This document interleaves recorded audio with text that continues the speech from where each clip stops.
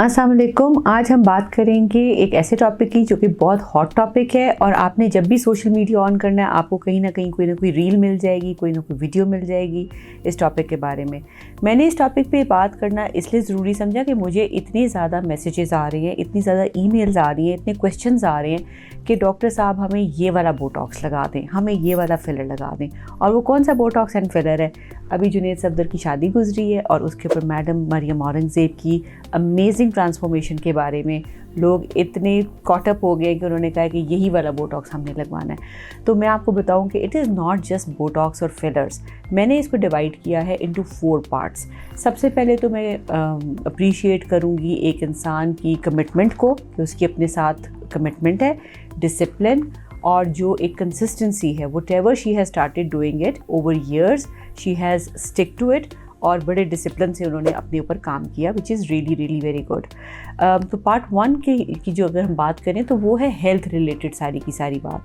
1 से लेके 10 तक जो है वो है weight management and weight reduction. चाहे उसके लिए आप हेल्दी ईटिंग करते हैं, आप उसके लिए एक्सरसाइज करते हैं, क्लीन ईटिंग करते हैं, आप उसके लिए हेल्प लेते हैं फ्रॉम वेरियस इंजेक्शंस जो कि FDA अप्रूव्ड हैं और डेफिनेटली अभी अफोर्डेबल भी हो चुके हैं और पाकिस्तान में अवेलेबल भी हैं। Whatever it is, it helps you.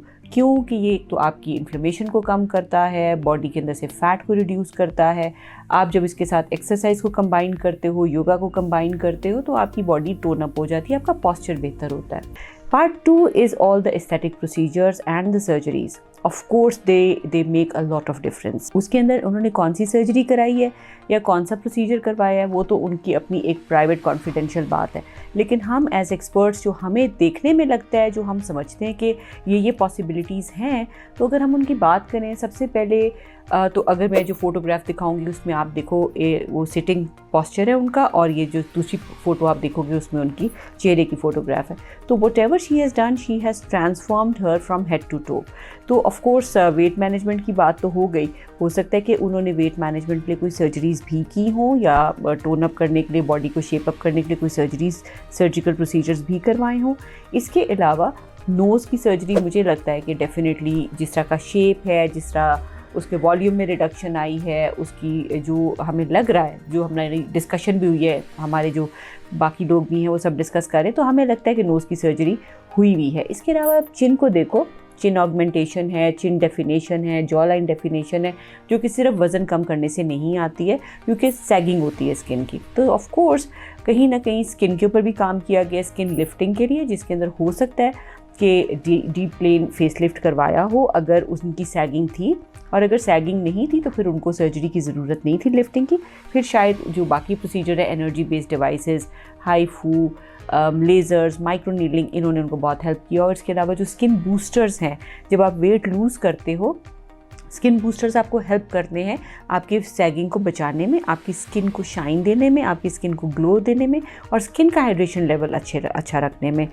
यहाँ पे मैं ऐड करूँगी कि एक छोटी सी रील में मैंने देखा था कि उनकी वालदा कह रही थी कि उन्होंने सिर्फ चाय और कॉफ़ी पी है 3 महीने। चाय और कॉफ़ी पी के आपने कभी भी डाइट नहीं करनी क्योंकि आपकी न्यूट्रिशनल वैल्यू इतनी ख़राब हो जाएगी, आपकी न्यूट्रिशन इतनी कॉम्प्रोमाइज़ हो जाएगी कि बाल झड़ने लग जाएंगे, स्किन भी ख़राब हो जाएगी और आपका रंग भी ख़राब हो जाएगा। और कभी भी आप इसको मैं हेल्दी नहीं समझती कि सिर्फ चाय और कॉफ़ी 3-4 महीने तक पी जाए। पार्ट 4 की अगर हम बात करें तो वो है उनकी स्टाइलिंग, उनकी ग्रूमिंग, उनका मेकअप, उनके जो आर्टिस्ट ने काम किया उनके ऊपर। इवन अगर उनकी आईब्रो की शेप देखें तो वो भी बहुत इम्प्रूव्ड है। It is also done because of various procedures, जैसे से बोटॉक्स हैं, फिलर्स हैं, सॉफ्टनिंग ऑफ द फोरहेड है, लेकिन उसके बाद उस पर मेकअप भी बहुत अच्छा हुआ है। तो hats off to her stylist and her makeup artist. And then number 4 is the technology. जो फ़िल्टर्स यूज़ हुए हैं, जो कैमराज यूज़ हुए हैं, जो लाइट यूज़ हुई है, जिस तरीके से एडिटिंग की गई है, तो ये तमाम चीज़ों ने मिलके हमें मजबूर किया है कि हम लोग ये तमाम रील्स बनाएं और आपको एजुकेट करें। So we'll talk about it in our YouTube channel as well. Thank you, stay tuned.